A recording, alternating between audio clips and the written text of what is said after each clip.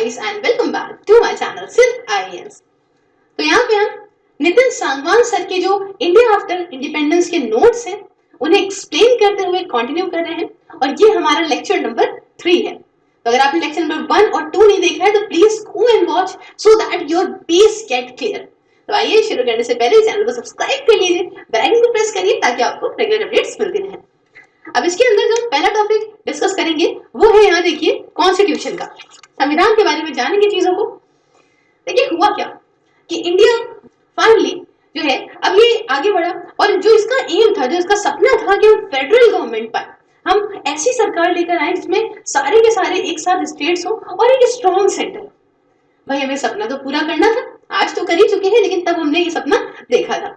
अब इनके पास ये था कि ये काफी ज्यादा अनयूजुअल था, इंडियन कॉन्टेक्स्ट में बहुत ही अजीब चीज थी कि क्या ये सही होगा करना, क्या हम आगे तक रह पाएंगे नहीं रह पाएंगे, ये चीजें बहुत थी। और इंडिया के पास ये था कि बहुत सारे ऐसे चैलेंजेस थे, हमने बहुत सारे ऐसे चैलेंजेस फेस करे थे कि भाई देखो पार्टीशन हुआ था, बहुत सारे टुकड़े हो गए थे। टुकड़े हमारे देश के किस बेसिस पे थे? कम्युनिज्म के, हिंदू मुस्लिम चल रहा है, हिंदू मुस्लिम चल रहा है, कहीं पे भैया कास्ट चल रहा है, ये ऊंची जात का है नीचे जात का है, या भाई रीजनिज्म चल रहा है कि ये तो मैं तो मेरा एरिया है, मैं तो साउथ का हूँ, मैं तो उधर देखूंगा, मैं तो नॉर्थ का हूँ तो इधर देखूंगा, मैं नॉर्थ ईस्ट का हूँ, मैं तो अलग ही हो गया।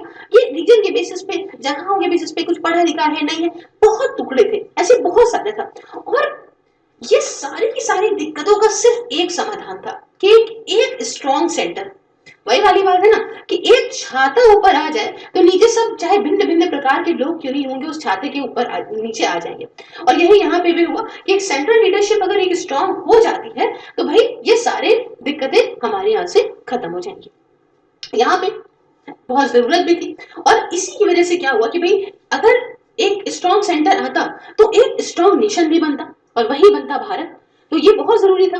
और यहाँ पे चाहे इमोशनल हो, चाहे सोसाइटल हो, चाहे पॉलिटिकल हो, हर तरीके से अगर एक इंटीग्रेशन होता और एक यहाँ पे सेंटर पे एक स्ट्रॉन्ग लीडरशिप होती तो ये काफी ज्यादा जरूरी थी। और ये हम चाहते भी थे कि ये सारी के सारी राज्य की सरकारें एक जगह आ जाए, राज्य जो है एक जगह आ जाए, सारे राज्य एक सम्मिलित हो जाए और एक बन जाए ऊपर सेंटर, और वो हर तरीके से हमें एक करके रख ले। ठीक है, इसीलिए इंडिया को यहाँ पे फिर यूनियन बनाया। और यूनियन ऑफ स्टेट्स इसलिए कहा जाता है बच्चों कॉन्स्टिट्यूशन के अंदर कि यूनियन ऑफ स्टेट्स का मतलब है कि भाई स्टेट्स खुद को अलग नहीं कर सकती। यहाँ पे यूनाइटेड स्टेट्स में क्या होता है, यूनाइटेड स्टेट्स में स्टेट्स खुद को अलग कर सकती है। 50 स्टेट्स मिलके जो है वो यूएस बना है तो वो खुद को अलग कर सकती है, it is under the agreement. हमारे यहाँ क्या था, यूनियन ऑफ स्टेट्स, सब आपस में रहेंगे और states can not secede themselves from the centre, खुद यूनियन से ये अलग नहीं हो सकती। ठीक है, इतनी बात आपको समझ में आई कि क्या है, एग्रीमेंट वगैरह नहीं था, तो काफी आप क्लियर समझ रहे, हमारे यहाँ का बिल्कुल क्लियर एडमिनिस्ट्रेटिव सिस्टम था। अब उसके बाद यहाँ पे कुछ स्टार्टिंग के सालों की बात करते हैं, कुछ अर्ली ईयर्स की बात करते हैं। यहाँ देख सकते होंगे आप बहुत ही खूबसूरती से, भाई यहाँ भी बताया गया है कि भाई हिंदू मुस्लिम सिख ईसाई सारे के सारे एक साथ यहाँ पे रहने की। खैर बहुत सारी दिक्कतें थी स्टार्टिंग में, ऐसा नहीं था कि सब कुछ बहुत अच्छा था, दिक्कतें थी। गरीब बना के छोड़ के गए थे ब्रिटिशर्स, पॉवर्टी की दिक्कत, इनइक्वालिटी की दिक्कत, तुम अलग हो मैं अलग हूँ, सारा भेदभाव, इलिटरेसी अपनी पीक पे थी, पढ़ाई लिखाई तो एकदम बिल्कुल ताक पे रखी हुई थी। भाई अंडर डेवलपमेंट बुरी हालत में था क्योंकि उन्होंने जितना भी करा सब अपने मतलब के लिए किया, कुछ हमारे लिए, कुछ मन से कुछ नहीं करने गए, सिर्फ हमें एक्सप्लॉइट करने के लिए रोडवेज रेलवेज जो भी बनाए वो सब हमारा यूज करने के लिए बनाए, तो डेवलपमेंट बिल्कुल नहीं था। और यहाँ पे अगर हम बात करें कि कम्युनिज्म की, ये आपका कम्युनिज्म और so the time of independence, यहाँ पे अगर हम देखेंगे इतने कम्युनल फैक्टर थे, हिंदू मुस्लिम हिंदू मुस्लिम हिंदू मुस्लिम, देश को अलग अलग करो, पाकिस्तान दे दो पाकिस्तान दे दो, ये बहुत बड़ी दिक्कत थी। अब यहाँ पे हमारे अंदर लेकिन अगर उम्मीद कहें, उम्मीद की कमी नहीं थी, होप हमारे अंदर एकदम भरी पड़ी थी कि भैया देखो चाहे जो हो चीजें तो हमें सही करनी है, झेल लिया बहुत, आजादी मिली है तो आजादी के अब हम हकदार हैं, और हकदार हैं तो हम अपने देश को बहुत अच्छा बनाएंगे। और ये बात जवाहरलाल नेहरू जी की जो स्पीच थी टायर्स विद डेस्टिनी, इसमें साफ साफ रिफ्लेक्ट होती है, जो उन्होंने ईव ऑफ इंडिपेंडेंस में जो है वो ये जो स्पीच दी थी उसमें साफ साफ रिफ्लेक्ट। तक आपने नहीं पढ़ी है तो प्लीज प्लीज प्लीज जाके पढ़ें जरूर। एक बहुत बड़ा एडवांटेज हमारे साथ ये था कि हम सब एक साथ थे, हमारे यूनाइटेड गोल थे। और ये सब यूनाइटेड गोल क्यों थे? ये क्योंकि हमारे अंदर ऐसी नेशनलिज्म की भावना आ गई थी ना हमारे अंदर, बिल्कुल देश हमारा है, इतना हमने लॉन्ग टाइम फ्रीडम स्ट्रगल किया था, हमने इतनी मुश्किल से आजादी को पाया था कि हमारे अंदर ये भावना तो आ गई थी कि हम एक साथ सारे हमारे जितने भी गोल्स सब एक जैसे होंगे, कि हमें डेमोक्रेटिक चाहिए, हमें हमें इनइक्वालिटी नहीं चाहिए। ये सब हमारे सबके दिमाग में बिल्कुल भर चुका था। एक दूसरा ये था फायदा हमारे पास कि हमारी स्टेबल पॉलिटिकल सिस्टम था। स्टेबल यूं कहेंगे क्योंकि उस समय कांग्रेस का बहुत ही अच्छा जो है रोल रहा था, और यही हो गया था कि भैया India Congress, Congress is India. अब वो इंदिरा वाले के साथ जैसा, तो भाई यही था कि भाई कांग्रेस तो स्टेबल था, कुछ ऐसा नहीं था कि वहां पे हिलेगा डुलेगा, 10 पार्टी है, कोई ऐसी हैंग असेंबली आ रही है, हंग असेंबली आ रही है, सब कुछ नहीं था, बहुत ही स्टेबल पॉलिटिकल सिस्टम था। ये दो हमारे पास फायदे थे। अब सबसे बड़ी दिक्कत ये थी कि हमें यहाँ पे देखो, यहाँ सबसे बड़ा टास्क ये था, was the consolidation of India and realisation of dream of true nationhood. ये दिक्कत था कि हम कैसे इतने बड़े देश को एक साथ लेकर, अब अगर हम यूनिटी की बात करें तो यूनिटी हमारे यहाँ बहुत ब्रोकन थी भाई, ऐसे थोड़े देश के टुकड़े करने पे सब टूट गए थे, यूनिटी बहुत ब्रोकन थी। लेकिन लेकिन जरूरत ये थी कि हम किसी तरीके से यहाँ पे सबको एक साथ लेकर आए, सपोर्ट लें, और क्योंकि भाई हम मानते हैं कि हमारे पास डाइवर्स रेस था, रिलीजन था, रीजन था, कल्चर था, बहुत अलग अलग भिन्न भिन्न प्रकार के लोग जो आज भी हैं, लेकिन बहुत बड़ी जरूरत थी कि हम सब एक साथ रहें, क्योंकि अगर हम यहाँ पे डगमगाए तो भैया धक्का देने वाला सामने बैठा हुआ है, तो डगमगाना नहीं है, नो नाव पे बैठे हो तो बिल्कुल संभल के बैलेंस बना के चलना है, ये बहुत बड़ी थी जरूरत। सेकुलर इंडिया को बनाने का विजन और आइडिया जो था, ये सिर्फ पॉलिटिकल फ्रीडम नहीं था, बट सोशल इकोनॉमिक जो है खुद को भाई इमांसिफिकेशन वर द स्पिरिट बिहाइंड। ये सिर्फ ये चीज नहीं थी कि हमें सेकुलर इंडिया बनाना है जिसमें किसी एक रिलीजन का रोल ना हो, हर इंसान हर रिलीजन के साथ अपने अपने तरीके से जिए। तो यहाँ पे सिर्फ यही नहीं था ये, बल्कि इसका एक ये भी कारण था, सिर्फ ये नहीं था कि हमने पॉलिटिकल चीजें देखी, किसी ने हमसे कहा कि अरे भैया सारे धर्मों को एक साथ रखो, ये करो वो करो, सिर्फ इतना नहीं था, बस ये था कि हमें सोशल और यहाँ पे इकोनॉमिक इस तरीके से भी खुद को फ्री करना है ना। तो ये सारे के सारे जो स्पिरिट थी हमारे अंदर, जो भाई भावनाएं थी, ये सब हमें कहती थी कि भाई हमें एक सेकुलर इंडिया चाहिए, क्योंकि लड़ाई दंगा करोगे तो कब तक ही चीजों को अच्छा कर पाओगे, लड़ाई दंगा बहुत वक्त तक नहीं रह सकता। इंडिया ने एम करा कि हम आत्मनिर्भर बनेंगे, हम सेल्फ सफिशिएंट बनेंगे इकोनॉमिक फील्ड में, और इसलिए इन्होंने कहा कि अब हम डिपेंडेंट किसी पे नहीं होंगे। जो आज हम कह रहे हैं ना कि अब हम डिपेंडेंसी आज भी हमें खल रही है, कोरोना के बाद देखा आपने, और डिपेंडेंसी तब भी हमें खली थी, हमने कहा था डिपेंडेंट नहीं होंगे किसी के ऊपर, और हम डेवलपमेंट लाएंगे, यहाँ पे करेंगे, कैसे कैसे नहीं करेंगे। और यहाँ पे planned development was short for social and economic justice apart from growth. इन्होंने कहा कि प्लान डेवलपमेंट लाना है हमको, प्लान डेवलपमेंट लाना है हमको, यहाँ पे सोशल और इकोनॉमिक जस्टिस भी करनी है, ग्रोथ के साथ साथ हमें सब कुछ देख के चलना है, हम सब कुछ करेंगे। अब सोशलिज्म इसमें काफी इंपॉर्टेंट रोल निभाता है कि भैया जनता के हाथ में सब कुछ है, जनता जो रिसोर्सेज है वो जनता के हैं, सोशलिज्म काफी इंपॉर्टेंट रोल निभाता है। और इंडियन सोशलिज्म ये किसी की आइडियोलॉजी का आप कह लो, ये किसी की बिलीव नहीं थी कि भाई ये कहा गया कि इसमें एक स्टेट सेंट्रल गवर्नमेंट नहीं होगी, जो भी है जनता डिसीजन लेगी, जनता के हाथ में सब कुछ होगा, इस तरीका नहीं था। बट यहाँ पे ये था, इनके अंदर सोशलिज्म का मतलब ये था कि हमें सोशल चेंज लेकर आना है, मतलब किसी आइडियोलॉजी पे डिपेंड नहीं था इंडियन सोशलिज्म, ये डिपेंड बल्कि इस पे डिपेंड था कि हमें एक सोशल चेंज लेकर आना, हमें एक बदलाव लेकर आना अपने समाज में, जो हम इतने टाइम तक चाहते थे और हम कर नहीं पा रहे थे। तो नेहरू जी के हिसाब से सोशलिज्म या communism might help you. Communism क्या होता है कि भाई जिसमें सारा का सारा जो है वो जनता के हाथ में चीजें होती।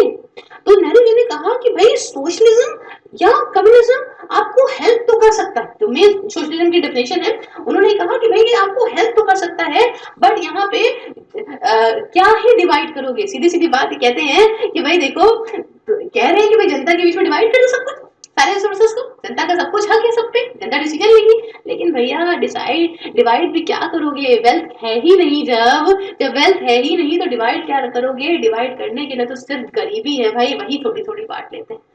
तो ये बहुत ही बढ़िया बात थी कि कहा गया कि भाई सारी वेल्थ जो है वो जनता की है, लेकिन जब वेल्थ है ही नहीं तो जनता को क्या बांटोगे, गरीबी है बांट लो। और किसी वेल्थी स्टेट को बनाने का सपना बिना वेल्थ के कैसे पूरा हो पाए, तो ये एक चीज थी। हालांकि सोशलिज्म सिर्फ इन्होंने कहा कि अंधे होकर हम सिर्फ इसी चीज को फॉलो नहीं कर सकते कि बस हम सोशलिज्म करेंगे सोशलिज्म करेंगे, बट इसके साथ साथ आइडिया हो कि भाई हमें डेवलपमेंट करना है, ठीक है, दूसरे आइडियाज के साथ हमें बढ़ना है और तब हमें डेवलपमेंट करना है, सिर्फ सोशलिज्म से या कम्युनिज्म से कुछ नहीं होने वाला। अब कम्युनल अलग होता है, कम्युनिज्म अलग होता है, ठीक है, NAL अलग लग रहा है, वो तो फिर उधर रिलीजन वाली साइड पहुंच गया, ठीक है।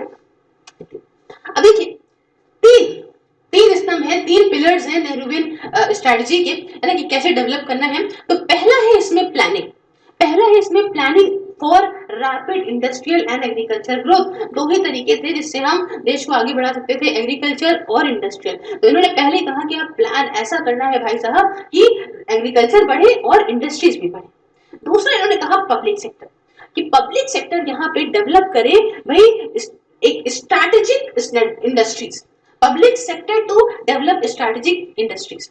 और तीसरा इन्होंने कहा मिक्स्ड इकोनॉमी, जो आज भी हम फॉलो करते हैं। देखिए मिक्स्ड इकोनॉमी जो है वो तो पहले प्रिफर करी गई थी for lack of adequate resources, but private sector की जो वर्किंग थी, जो काम था, वो ज्यादातर जो है वो प्लानिंग के फ्रेमवर्क में ही आ गया था। तो खैर मिक्स इकोनॉमी को ऐसे ले लेते हैं। चलिए कोई बात नहीं, लॉन्ग रन में माना जा रहा था कि स्टेट जो है उसका सब कुछ बहुत ऊंचा तक लेके जाएगी, इकोनॉमी को बहुत ऊपर तक लेके जाएगी स्टेट, और यहाँ पे सब उसका अगर वो सारी इंडस्ट्रीज पे कंट्रोल करती है, सारे स्ट्रेटेजिक सेक्टर पे कंट्रोल करती है, तो एक दिन हमारे को वही वो बहुत जल्द बहुत ऊपर तक स्टेट लेकर जाएगी। इनका ये बात मानना था। पब्लिक सेक्टर ये माना जा रहा था कि ये बहुत अच्छा खासा मोटा पैसा जो है कमाएंगे लॉन्ग रन में। बट एक बात बताऊं मैं आपको, कुछ इफेक्ट हुआ भाई। वन ऑफ द इफेक्ट जो कि 5 ईयर प्लान का ये था कि ये देखा गया, उसमें ये था कि भाई देखो सारा का सारा सरकार कर दो और स्टेट के हाथ में सब कुछ रहेगा तो बहुत ऊपर तक जाएगा, लेकिन ये चीज फेल देखने को मिल गई थी, क्योंकि यहाँ पे पब्लिक सेक्टर जो है वो जितना सोचा गया था, जिस हिसाब से सोचा गया था, उतना यहाँ पे नहीं हो पाया था। खैर ये एक अलग की बात है। अब दूसरा एक बहुत बड़ा अचीवमेंट हमारा ये था कि हमारा यूनिवर्सल अडल्ट फ्रेंचाइज पे बेस्ड था कि भैया आराम से तुम वोट करो और जनता के हाथ में है वोटिंग पावर, जनता जिसे वोट करेगी वही बनेगा यहाँ पे लीडर। तो ये एक बहुत ये था। अगर हम यहाँ पे ये डेमोक्रेसी की बात करें तो इसमें एक बहुत प्यारे शब्द कहे गए हैं KM पानिक्कर के द्वारा। उन्होंने कहा है कि अडल्ट सफरेज जो है ये, इसके बहुत सारे सोशल इम्प्लीकेशंस हैं और ये पॉलिटिकली जो इसकी इंपॉर्टेंस है लीडर चुनने वाली, इससे बहुत आगे तक अगर हम देखें इसकी सिग्निफिकेंस है, बहुत ज्यादा इंपॉर्टेंट है। कई सारे सोशल ग्रुप पहले इन्हें नहीं पता था कि ये कितने मजबूत है, इनकी स्ट्रेंथ क्या है, इन्हें नहीं पता था। इन्हें सिर्फ इतना लगता था कि हम पॉलिटिकली चुन सकते हैं अपना नेता, लेकिन बाद में धीमे धीमे इनको पता चला कि भैया हमारे हाथ में तो पावर है, हम तो यहाँ पे चीजें कंट्रोल कर सकते हैं, वी हैव पावर।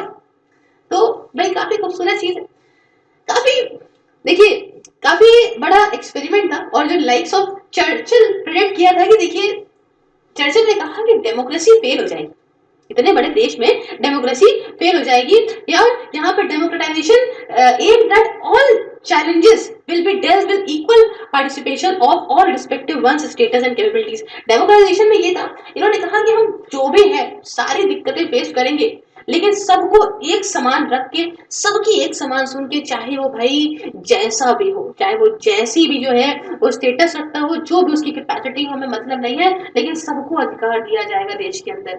ये भी कहा, ये भी रियलाइज करा गया कि जो डेमोक्रेसी है वो काफी जरूरी है हमारे भारत देश के लिए, और अगर हमें देश को एक करना है, नेशनली इंटीग्रेट करना है, तो उसके लिए डेमोक्रेसी बहुत जरूरी है। डेमोक्रेसी ये क्या करेगी भाई, एक काफी एम्पावरिंग टूल हो सकता है, हमें मजबूत बना सकता है, देश के वासियों को एकदम जो है पावर कर दे सकता है। और इसके साथ साथ क्या होगा कि ये जो भी डिससेटिस्फैक्शन है, जो भी ऐसा लगता है कि भाई जो हम अपनी बात डिसएग्री करते हैं किसी चीज से, तो उसके लिए हम खड़े होकर अपनी आवाज भी उठा सकते हैं कि भाई हम तुम्हारे साथ एग्री नहीं करते इस बात पे, जरूरी थोड़ी है कि तुम हर चीज सही कह रहे हो। तो इसी के साथ भाई ऑपोजिशन का जन्म तो तभी होता है ना कि जब सामने वाला ही सिर्फ आप एक ही की सुनते रहोगे, तो जरूरी नहीं होता हर इंसान सही हो। दूसरे वाले की जब बात सुनी जाएगी इसके अंदर, तो एक प्रॉपर पॉलिसी निकल के आएगी, प्रोज एंड कॉन्स सब निकल के आएंगे। तो ये चीज के अंदर थी। Democracy was visualised as a tool of social change, और माना गया कि भाई डेमोक्रेसी ही हमारे समाज में बदलाव ला सकती है, वरना कोई नहीं ला सकता। खैर गांधी जी ने समझा दिक्कतों को, और with the end of slavery, इन्होंने कहा कि with the end of slavery and the dawn of freedom all the weakness of society are bound to come to the surface। ने कहा जैसे ही ये गुलामियत खत्म होगी, आजादी सामने आएगी, तो जो भी दिक्कतें हैं, जो भी हमारी सोसाइटी की प्रॉब्लम है, वीकनेस है, कमजोरी है, वो सब अपने आप सामने आने लग जाएगी। बहुत ही खूबसूरत बातें कुछ कही गई हैं। अच्छा खैर, सोशल सीन में कास्ट एक बहुत बड़ी दिक्कत थी, कास्ट एक बहुत बड़ी दिक्कत थी। और ये भाई जो लोअर कास्ट के लोग थे उनकी हालत बहुत खराब कर दी थी, बहुत बुरी हालत थी बेचारों की, बहुत बुरी हालत थी। और अगर हम औरतों की बात करें, भाई औरतों का स्टेटस तो बिल्कुल ही था, बिल्कुल ही बेकार हो चुका था। ना उनके पास कोई ऐसे राइट्स थे कि अपने बाप दादा की जमीन ले सकती है, प्रॉपर्टी ले सकती है, इनहेरिटेंस का कोई राइट नहीं था। इलिटरेसी पहुंच गई थी बहुत ऊपर, 7.9% से, मतलब आप समझ रहे हैं। औरतें यहाँ पे हाथ में गुदवा के उन्होंने अपने आदमियों का नाम रखा था भाई। और जब इलेक्शन के लिए एनरोलमेंट हो रहा था आजादी के बाद ना, तो ऐसे करके दुपट्टा करके ऐसे दिखाया होता था कि भाई मैं इनकी पत्नी हूँ। नाम भी अपना सही नहीं बताती थी। तो इतना पिछड़ा हो गया था, सिविल कोड पॉलीगेमी इतना ज्यादा था कि एक आदमी कर रहा है शादियां 3-4, तो ये सब बहुत ज्यादा प्रिवेलेंट था। तो ये हालत बहुत ही, एक बहुत बड़ी दिक्कत ये थी कि हमें यहाँ पे जो लोगों की एक्सपेक्टेशन है उसे पूरा करना। अब अगर मैम आप एक्सपेक्ट करें कि मैम सब कुछ प्रीलिम से पहले पढ़ा दे, तो उसको पूरा करना बहुत बड़ी बात है ना। तो ऐसे ही उन्होंने, भाई लोगों ने इतना एक्सपेक्ट कर लिया था कि मेरी खुद की सरकार होगी तो हम ये करेंगे, मेरी खुद की सरकार होगी तो मेरे लिए वो करेगी मेरी। अब सरकार के पास लोग तो थे, बट सरकार के पास इतने रिसोर्सेज नहीं थे, इतनी बड़ी जनता कैसे कैसे हैंडल करे। और कुछ तो यहाँ पे ये, और उसके साथ कुछ भाई पानी पे चढ़ाना, ये जो बड़े बड़े स्लोगन्स, गरीबी हटाओ, इंदिरा गांधी जी का ये था ना, गरीबी हटाओ 1971 में, 1971 में। इससे भी क्या हुआ, और ज्यादा बिल्कुल पेट्रोल लग गया लोगों के अंदर कि भाई हमको तो अब चाहिए चाहिए, अब तो हमको जो है वो हमारे लिए देश करे, हमें एकदम से अमीर बना। भाई लोगों की एक्सपेक्टेशन बढ़ी, और इससे यहाँ पे भाई, और जैसे जैसे देश आजाद के बाद आगे बढ़ा तो 1960 में रीजनल पार्टीज उठने लगी। अब रीजनल पार्टीज, और कि भैया देखो, अब एक बात था कि भाई एक ही घर था, एक ही घर में एक ही दादा थे, दादा से ही सब कुछ मांगा जाता था। अब क्या हो गया, ये हर कमरा अपना खुद का हो गया, तो हर कमरे से आवाज उठने लगी कि घर चाहिए घर चाहिए। तो वही वाला हिसाब किताब है कि पहले तो खाली एक ही जगह से आवाज उठ रही थी, सेंट्रल से ही सब लोग कह रहे थे सेंट्रल करेगा सेंट्रल करेगा। अब रीजनल पार्टी उठने लग गई, तो रीजन की डिमांड उठने लग गई, तो इससे और लोगों के अंदर भड़काव हो गया कि लोगों की एक्सपेक्टेशन को पूरा करना बहुत बड़ी बात थी। अच्छा, नेवल मार्क्सवेल, अ टाइम्स करस्पॉन्डेंट, इन्होंने अपने सीरीज ऑफ आर्टिकल्स में लिखा था कि जो इंडियन डेमोक्रेसी है ये बहुत जल्दी टूट जाएगी। इन्होंने क्या कहा कि बहुत जल्दी टूट जाएगी, और इसके टूटने के कारण होंगी यहाँ की कास्ट, यहाँ का कम्युनिज्म, यहाँ का रीजनिज्म, यहाँ की जो इकोनॉमिक डिस्पैरिटीज है वो, और जो लिंग्विस्टिक बेसिस पे टूटा हुआ है वो। तो भैया, और कुछ इकोनॉमिक चैलेंजेस के साथ मिलके ये बहुत ही जल्दी टूट जाएगी, इन्होंने कहा। इनके हिसाब से क्या था कि एक great experiment of developing India into a democratic framework has failed. इन्होंने कहा कि भाई जो इतना एक्सपेरिमेंट कर लिया ना कि अब इंडिया को डेमोक्रेसी बनाएंगे, इंडिया को डेमोक्रेटिक फ्रेमवर्क में रखेंगे, ये कुछ नहीं है, सब बर्बाद हो चुका है। और जो फोर्थ जनरल इलेक्शन है, इन्होंने पहले से ही अपने दिमाग में कुछ भी एंड सोच लिया और कहा भाई जो फोर्थ जनरल इलेक्शन है वो इसके भाई आखिरी होने वाले हैं, इसके बाद यहाँ पे इलेक्शन नहीं होंगे, इंडिया हो जाएगा खत्म। इमरजेंसी लगा दी गई थी इंदिरा गांधी के द्वारा, उससे इनकी बात सोने पर सुहागा हो गया। इन्होंने कहा बिल्कुल सर, देखा जो हमने कहा था भैया, अब इमरजेंसी लग रही, देश की इतनी बुरी हालत है, ऑब्वियस सी बात है कि खराब हो जाएगा। और साथ में सारे फैक्टर चल रहे हैं, साथ में पाकिस्तान आ गया लड़ने के लिए, चाइना आ गया लड़ने के लिए, इतनी बड़ी बड़ी जो वॉर हो गई। और भाई हमारे बड़े बड़े नेता लोग, आपका इंदिरा गांधी जी, नेहरू जी, इन सब की डेथ होना, उसके साथ कम्युनल इतनी फ्लेयर्स, इतनी आग भड़की हुई, लड़ाई दंगा चल रहा है। साथ में नॉर्थ ईस्टर्न स्टेट में अपना खुद का जो है चल रहा है, लिंग्विस्टिक वायलेंस अलग चल रहा है, लैंग्वेज की बेसिस पे आप जानते हैं आंध्र प्रदेश अलग हो गया, तो भाई इतने बेसिस पे ये सब चीज चल रहा है। मूवमेंट्स अपने खुद के अलग चल रहे हैं, सब अलग करो सेशनलिस्ट मूवमेंट चल रहे हैं, कश्मीर अलग करो, ये करो वो करो, ये सारी चीजें देखने में लग रही थी कि हाँ भाई लैंड रिफॉर्म्स का फेलियर हो गया, और भी बहुत सारी चीजें हुई, अनकंट्रोल्ड पॉपुलेशन, ये सब दिखा रहे थे कि भैया क्या चलेगा देश कि नहीं चलेगा, कब तक चलेगा कब तक नहीं चलेगा, क्या मतलब यही अंत है क्या, इसी के लिए इतने टाइम तक मेहनत करी थी। तो ये सब चीजें दिखा रहे थे। इन्होंने ये भी कहा कि भैया देखो जो ये अनपढ़ जनता है, यही बोल के गई कि भाई ये जो अनपढ़ जनता है इंडिया की, इसको एक लीडरशिप की जरूरत है, ठीक है, इसको भाई लिबरल डेमोक्रेसी की जरूरत है, इनको ऐसी जरूरत है कि एक इंसान इनको पकड़ के रखे और अपने जो है वो आयरन मैन टाइप्स हो। तो इसलिए यहाँ पे जो डेमोक्रेसी है ये वक्त खराब करने वाली बात है, इनको बेकार में दे दी गई। एक्सट्रीम जो लेफ्टिस्ट थे उन्होंने बात आर्ग्यू करी कि जो ग्रीन रेवोल्यूशन है वो रेड रेवोल्यूशन में बदल जाएगा। भैया खून खराबा इतना हो जाएगा, इन्होंने कहा कि भाई ग्रीन रेवोल्यूशन है वो रेड रेवोल्यूशन में बदल जाएगा। तो हमें यहाँ पर जैसे रशियन रेवोल्यूशन हुआ था भाई 1917 में, हमें कुछ ऐसा करना है।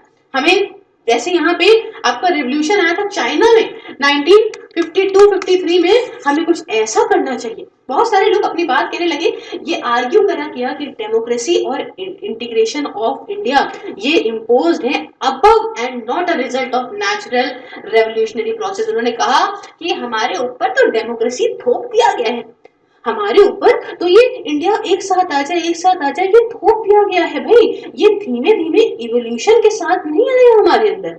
बहुत लोगों ने बात भी कही और ये कहा कि ये इमेच्योर है, कि जनता इमेच्योर है, ये संभाल नहीं पाएगी इतना कुछ, ये बदलाव जो आप लेकर आए हो ये गलत है। क्या जो इतना कुछ इनके द्वारा सोचा गया था, ये जो इनके खुद के इल्यूजन्स थे, ये इसके बावजूद भी आपने देखा डेमोक्रेसी इंडिया की फिर से अपनी जड़ें मजबूत करने लगी। और यहाँ पे क्या हुआ कि भाई फिर से शुरू हुआ इंडिया की पॉलिटी का एक स्टेबल पार्ट, सब मजबूत हुआ धीमे धीमे। कहते हैं ना पतन के बाद फिर से उठते हो, कब तक नीचे रहोगे, ग्राफ तो है, ग्राफ कभी तो ऊपर उठेगा ना।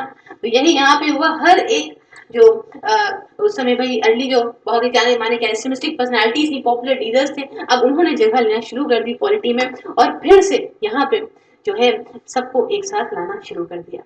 और आज देखिए इतने साल हो गए, अब तो खैर जो दिक्कतें हैं वो आगे वक्त में भी सॉल्व हो जाएंगी। चलिए खैर यहाँ पे इस लेक्चर को करते हैं कंप्लीट, नेक्स्ट लेक्चर में मिलेंगे, अर्ली चैलेंजेस वगैरह के बारे में जानेंगे। तब तक के लिए अगर अच्छा लगा वीडियो तो प्लीज लाइक शेयर सब्सक्राइब कर दीजिएगा। बाकी इनमें से किसी भी सोशल मीडिया लिंक पे फॉलो करना चाहते हैं, लिंक डिस्क्रिप्शन बॉक्स में है। ये वीडियो आपको फेसबुक पेज पे मिल जाएगी, बस लाइक कर दीजिएगा वहां पे भी। साथ में अगर आप चाहते हैं मेरी मेंबरशिप को ज्वाइन करना और पर्क्स वगैरह एंजॉय करना तो आप कर सकते हैं। Thank you so much for discussion, have a wonderful day, take care.